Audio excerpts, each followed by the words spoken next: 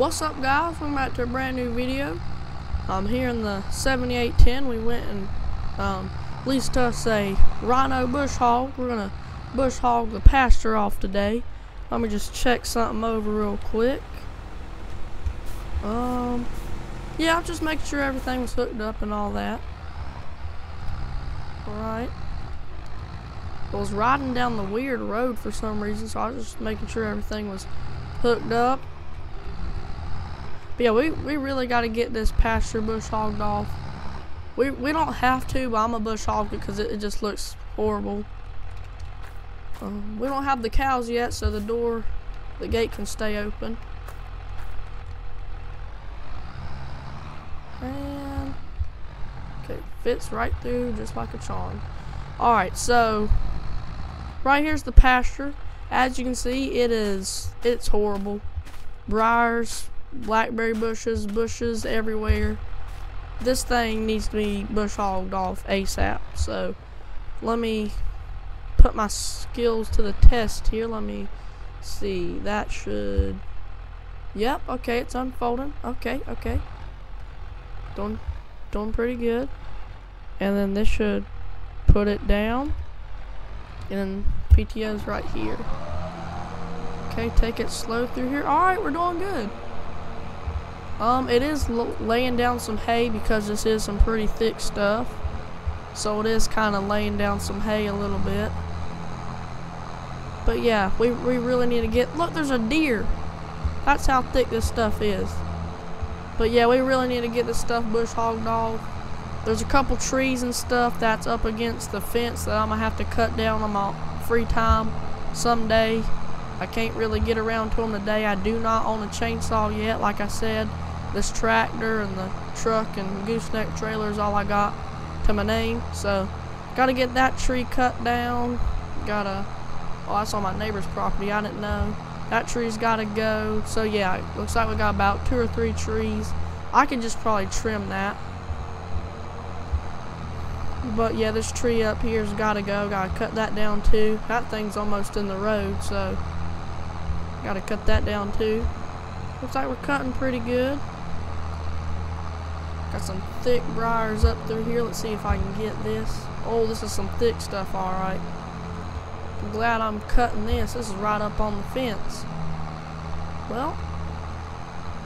Oh yeah, this is some thick stuff. Let me take it slow through here. Okay, bush hog seems to be doing a pretty good job. Okay, yeah, it did a pretty good job. Looks like I have to go on the other side of the fence down by the road and get the other half of it. But, yeah, let me. Some thick stuff. There's a rock or something. It was lifting me up. There's like a rock or something in there.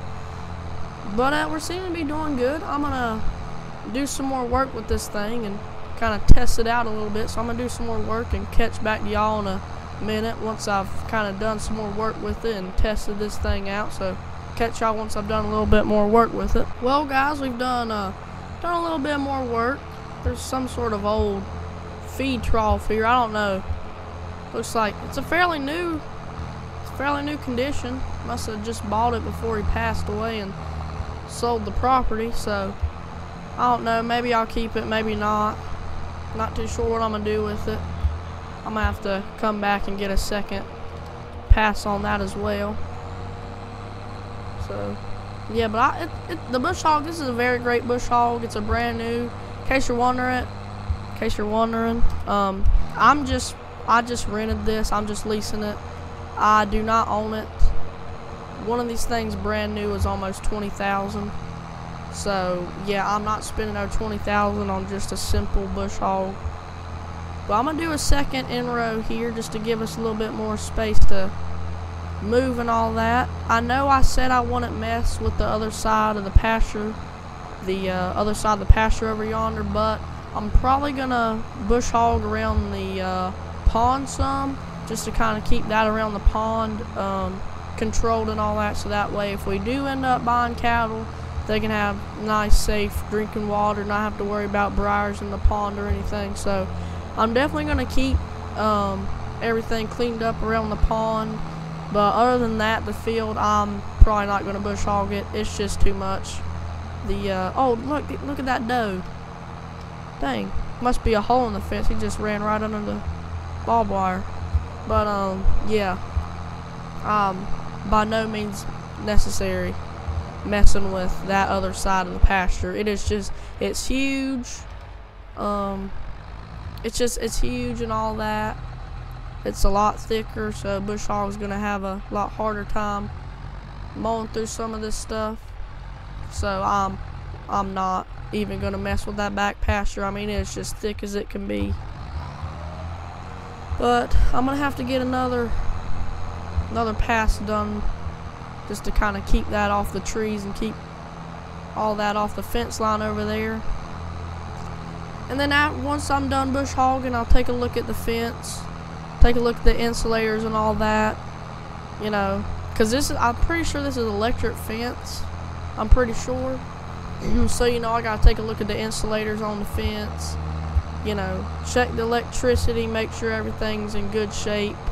Not even sure if the fence still has electricity in it or not. I'll have to figure it out the old-fashioned way and just man up and touch the fence and see if it's got power in it. Some electric fences can be pretty painful, but I was exploring that barn the other day and I didn't really find any electrical outlet thing for the fence, so I'm just gonna have to stick my hand on there and find out myself. I would assume if it's been sitting this long, it's got no power in it. But he could have accidentally left the power on or something. But anyways, I doubt it's got power in it. But if it's got power in it, then we should be good to go. But I'm gonna have to figure out where the power outlet's at so I can turn it off, because I can almost guarantee you that there's gonna be some insulator work and barbed wire fence work I gotta do and all that. But I'm gonna keep bush hogging here, and hopefully whenever I catch back to y'all, I'll be headed over yonder to the second pasture to bush hog around the pond. So catch y'all once I'm done bush hogging this over here. Well guys, that took me a lot longer than I expected, so sorry about that, but I'm gonna fold this thing up and we're gonna head over here to the second pasture. Probably still need to come back and do another pass there, but we've got to go up here in the cow barn and hoping I can fit through here. That's a pretty tight squeeze. Hopefully I can fit. Okay. Hopefully I fit. Just barely fit through there. Alright, so as you can see, this pasture is a mess. There's trees and all everywhere. But what I'm mainly focused on, as you can see, this pond, it's not in the best of shape. All I'm doing is just keeping all this stuff out of the pond, trying to give my cows the best water possible, not have to worry about no briars or, you know, bushes being in the pond, just trying to give my cows the best drinking water. So yeah, I'm just gonna be bush hogging up against the pond here. Probably have to fold the bush hog up and put this thing in reverse in a little bit of a tight situation through here. There goes another deer. Dang, I'm telling you, the deer love my pasture. This stuff is so thick, the deer probably think it's a forest. But let me back this thing up. Try not to go into the pond, because I don't own this bush hog, and I just bought this tractor not too long ago, so both of these pieces of machinery are new to me. Okay. Let's get it going here. And let's put this thing, unfold it, put it back down.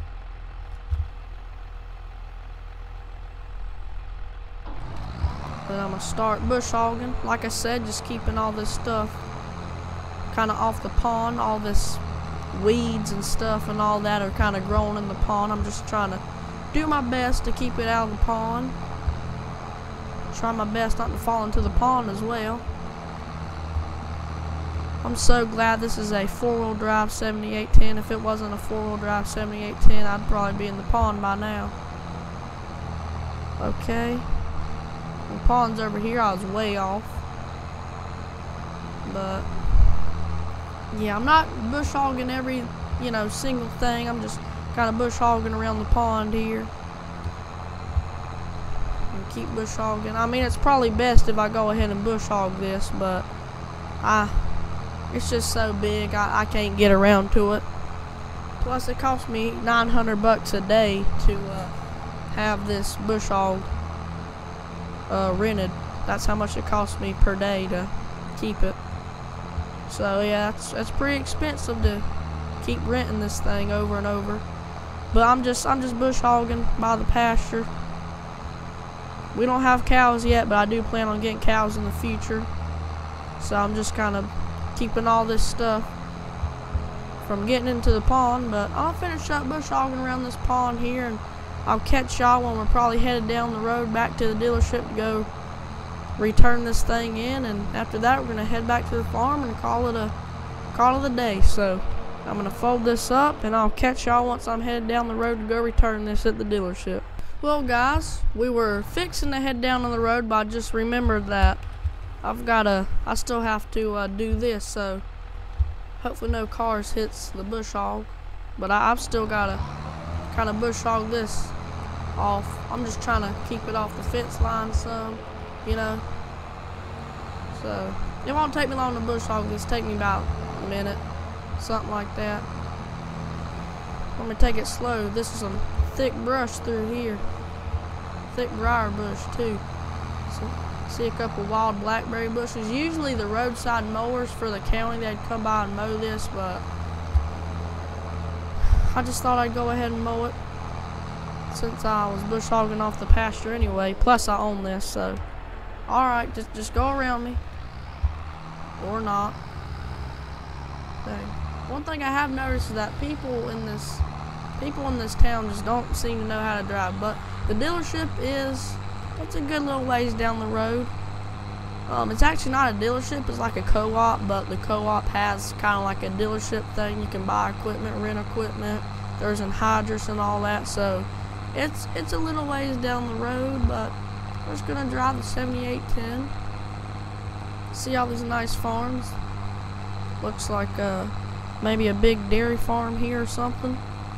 I haven't really been you know, strolling through town that often, so I just thought I'd come down here and just take a look, take a little ride. Nice little operation there. Looks like some more cattle barns here. Over yonder's that farm where I bought all the equipment. So yeah, I'm fixing to head over there one day. I need to buy me a combine, a planter, and a plow or a cultivator, a disc or something. I need to buy something. So yeah, I'm definitely interested in that guy's combine, the Kinsey planter, and the John Deere chisel plow.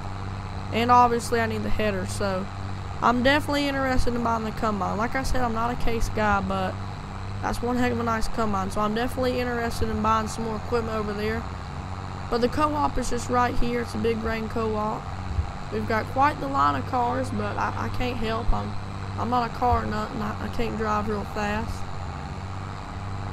So right down here's the co-op. There's a nice little old International Harvester dealership. Obviously it's closed down because International Harvester went out of business decades ago. But yeah, here's the co-op.